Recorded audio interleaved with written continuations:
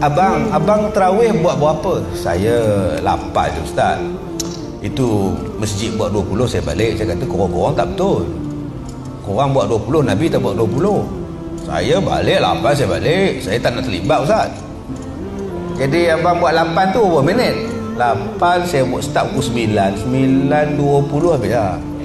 Dalam 20 minit lah. Abang tahu tak Nabi Muhammad semayang 8 rakaat berapa jam? 2 rakaat Al-Baqarah, An-Nisa, Ali Imran. 2 rakaat. Selepas Fatihah, Al-Baqarah, Ali Imran, An-Nisa. 3 surah panjang. 8 rakaat berapa jam? Yang abang cuma ikut 8 rakaat, abang tak ikut 8 jam. 8 jam. 8 jam. 8 jam. Kalau nak ikut Nabi, ikut betul-betul. Habislah ikut 3 surah. Saya 3 surah juga ustaz. Qul huwallah, qul a'udzu birabbil falaq, qul ta'u. Ini tuan-tuan, yang jadi masalah pada kita sekarang ni ialah kita paksa pahaman kita orang ikut. Tapi kita tak cerita pada masyarakat Islam adalah agama yang mudah. Cubalah bagi pahaman, jangan membida'ahkan orang. Saya ustaz, saya memang saya ikut Nabi betul.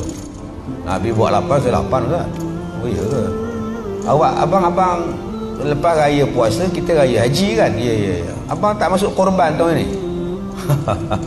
Saya korban tahun 70. Udah tengok ke atas tuan. Punya lamanya dia nak ingat tahun, dia ingat ke atas. Dia tak tahu Nabi Muhammad korban tiap-tiap tahun. Kenapa tak tiru?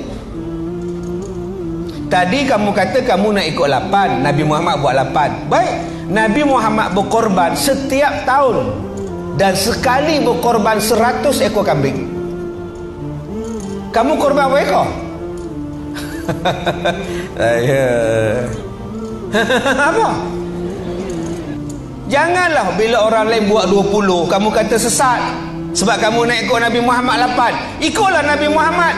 Dia buat 100 ekor kambing, 60 dia sembelih sendiri, 40 Sayyidina Ali sembelih.